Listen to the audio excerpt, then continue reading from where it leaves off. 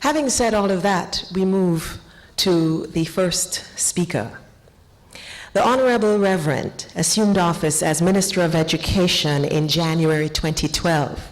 This after several decades of holding many positions in Jamaica's private and public sectors, as well as academia.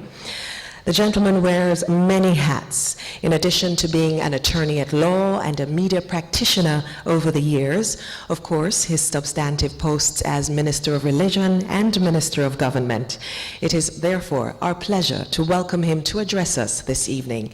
Ladies and gentlemen, a round of applause for the Honorable Reverend Ronald Thwaites, Minister of Education.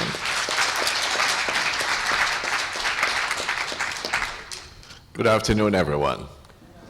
And thank you very much for the welcome, Madam Chairman, and to the dignitaries, local and external, who are present. I offer you respectful greetings, and to all of those who have recognized the importance of this kind of venture that you are conducting here today. For the Ministry of Education commends Katalyxt Limited for taking this interest in promoting innovation among youth, particularly the over 400 students from more than 30 high schools who participate in the Youth Innovators competition. Parliament is still sitting this afternoon. I left in order to be here, and I have to ask your permission to go back afterwards. But this is an occasion of really quite epic significance. The reality of our nation and of our world impels one to take special notice and pay the highest regard to the opportunities that are presented by a consultation such as this.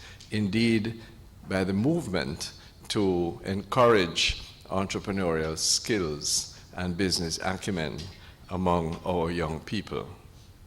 Katalyxt is not by any means the only agency doing this, but it is a significant participant in what is a national drive to ensure that most of our students leave school with a proper understanding of the opportunities in their future, and with the skills required to exploit those opportunities, not only for personal wealth and satisfaction, but also in order to participate fully and to achieve by their efforts the development of our nation.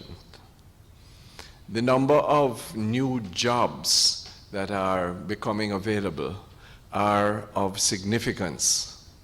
The old choices, which still have validity, but not nearly as exclusively as before, need to be recognized.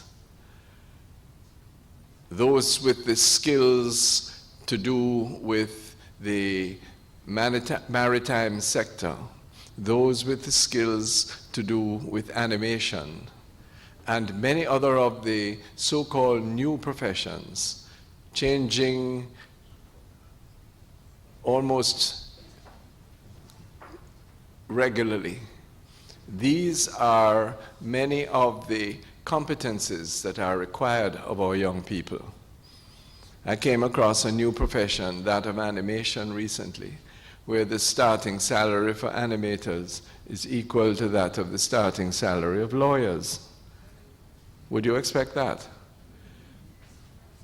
We need to lose some of the prejudices that have afflicted us in Jamaica, where we assumed that only those who were brilliant in academic subjects were worth much, and that it was the Watlef who did the technical and vocational subjects. When I went to school 50 years ago, in high school, like you, it was the boys who couldn't fit into the pure arts or the pure sciences who got to do the business subjects. 50 years later, despite happiness in the way knowledge has become available to me, I realized that there was a huge deficit in my own education, because many of the opportunities that were available, I was not competent to take them up. And I offer this to you this evening because you have to make some clear choices about your own careers and what it is that you will concentrate on while in school, with a view not to be deterministic from too early an age as to what profession you want, but to be thoughtful as to where your aptitudes and opportunities lie.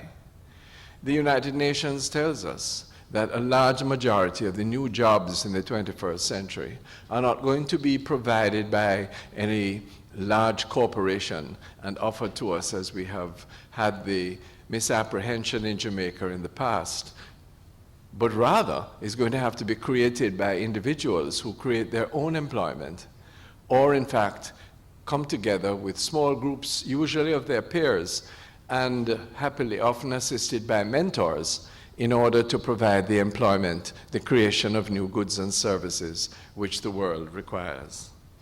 And therefore, a first word of counsel that I would dare to offer this evening is to choose carefully what subjects you do. There is no substitute for competence in English and in mathematics. Let us get that clear. No substitute whatever.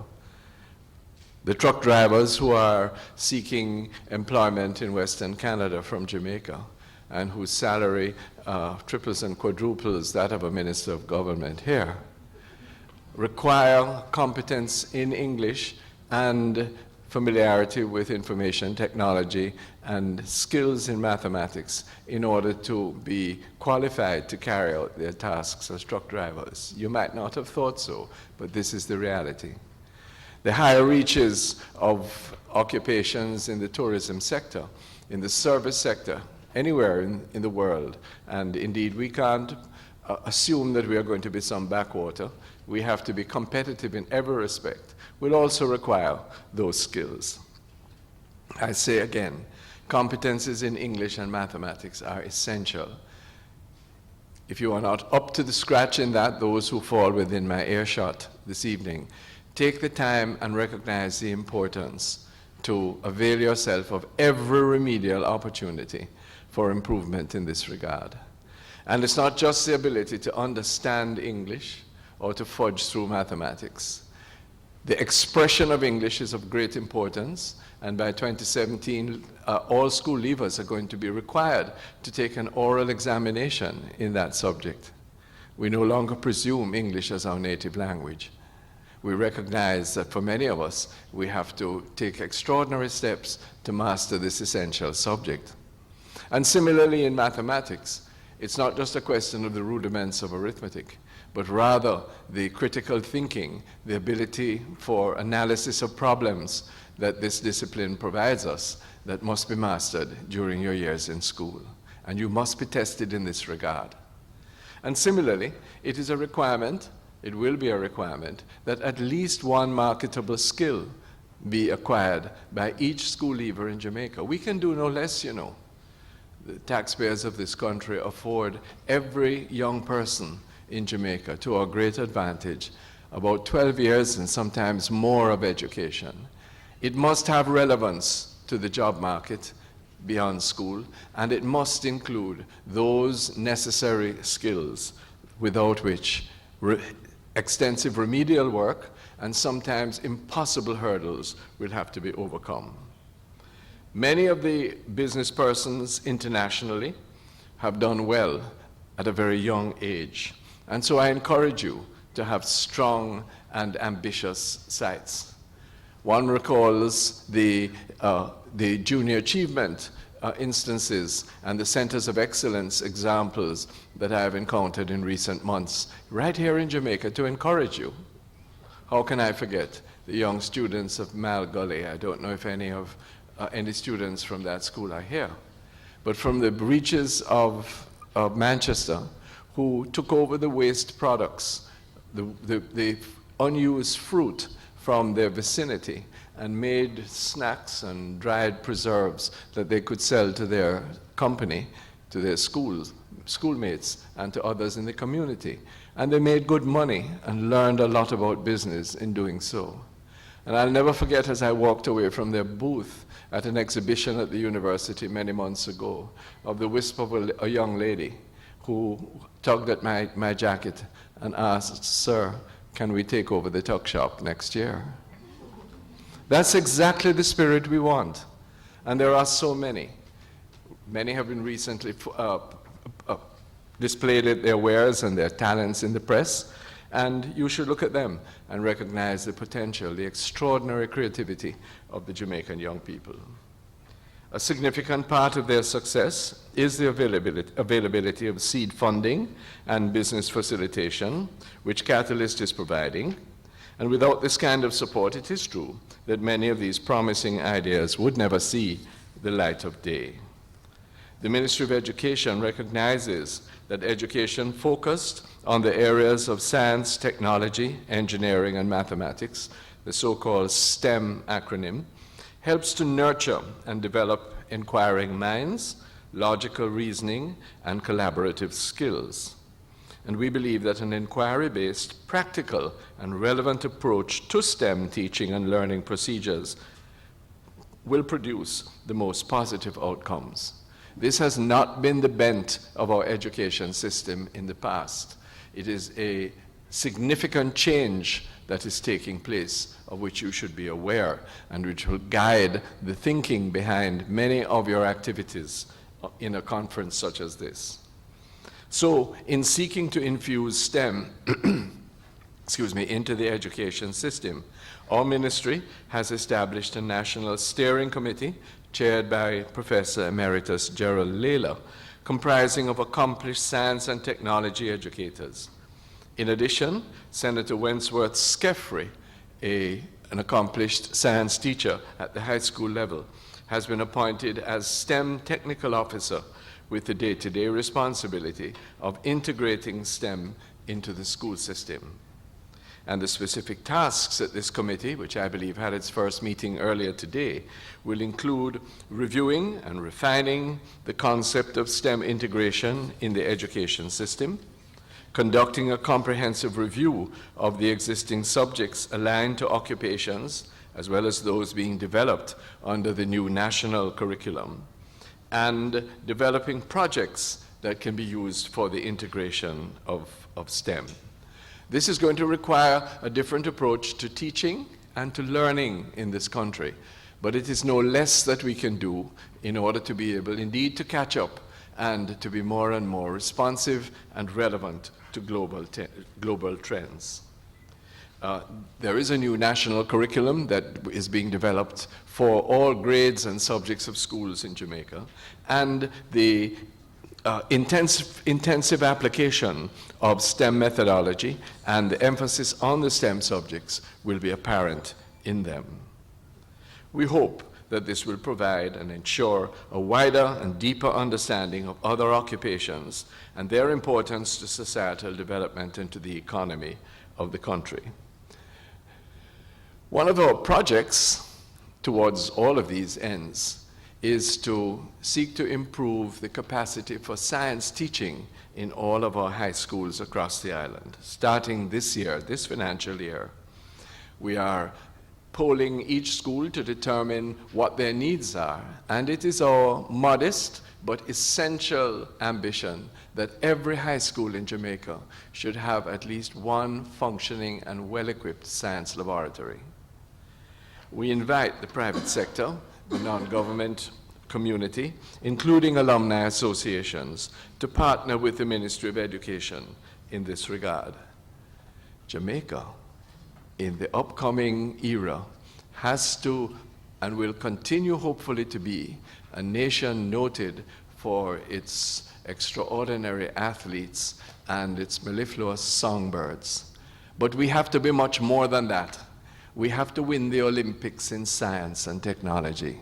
We have to win the Olympics in all the fields of expanding practical knowledge that will provide us with the fundament of economic development. Dr. Pinnock will tell you that when the investors that he encourages and that come by my office and elsewhere in government come to Jamaica, they're not asking young people, visitors to Katalyxt today, they're not asking us about their profit line, they're asking about the competencies and the levels of training of our young people. They want to know if when they come here, as opposed to the many other places that they could go, whether they will be able to find the requisite skills in order for their investment to prove reliable. And if it is your ambition, as it has been for hundreds of thousands of Jamaicans over the years, without shame, to practice your trade abroad, you will find that the same requirement of cutting-edge skills and knowledge and experience is a prerequisite for you doing well in those economies as well, wherever you should go. And therefore, I wish to impress upon you the happy seriousness of the ventures that you have been engaged in today and will continue through this prism. There is also a place for innovators, for creative persons in the labor market of all types. The new curriculum of which I spoke encourages writers to prepare the literature, both in print and through every other medium, for its dissemination. No longer must our students buy copious numbers of books that have been written and printed abroad. Can we, with all of the wit and acumen that our teachers and our writers, our academics have, can we prepare the texts and the workbooks that can, in fact, repatriate some of that $4, $8, $12 billion a year that we spend abroad, spend in foreign exchange that we scarcely earn, in order to provide literature and teaching, learning material for our children? I challenge you. There are all kinds of opportunities. We who would like to eat 3 times a day, if we have the opportunity, do we realize as proud Jamaicans the futility of living on the string of somebody else's food line? Are we aware of the vulnerability of trying to find $1 billion United States dollars a year worth of food to buy commodities which largely can be provided by the very farmers who are the parents of children who can't pay a contribution to their school fees? Do we understand the expanding problem of childhood obesity in this country? Do we understand the risk to our environment if we continue traditional habits of living at somebody else's credit? This is where we stand. And this is not to cause us despair or depression, but rather to fill us with the steely resolve of being able to curb and cure this by your wit and acumen in this time. And so, all that you do today, all that you learn during your association with Katalyxt, all of the inspiration that you can get from the exhibits, which I understand were presented to you earlier, and no doubt are part of this whole exercise, will be to your benefit, will excite your imagination, an imagination fulfilled and moving towards execution, after all, is the very elixir of knowledge. In the end, it is clear that education is the surest way of Jamaica and Jamaicans getting out of the economic malaise that we have been experiencing during our independence period, and indeed, if truthfully said, for most of us, for a long, long time, many generations before that. The Ministry of Education is committed to providing the necessary knowledge, the skills, and the attitude to empower our people, especially our youths, to achieve their fullest potential. While coming here, I was musing whether or not 2 generations ago we would have had a venture such as Katalyxt, or whether we would have had an occasion such as this, where we tried to invite and expand the horizons of our young people towards the pursuits of providing goods and services. And the answer is clear in my mind: we would not. And therefore today is a seminal occasion. It is another step, an important step, along a pathway of realization and of fulfillment of new prospects of development. The Ministry of Education, therefore, endorses the Youth Innovators competition, extends congratulations to the winner who emerges, as well as innovators who are launching new products during this conference. We salute you and thank you.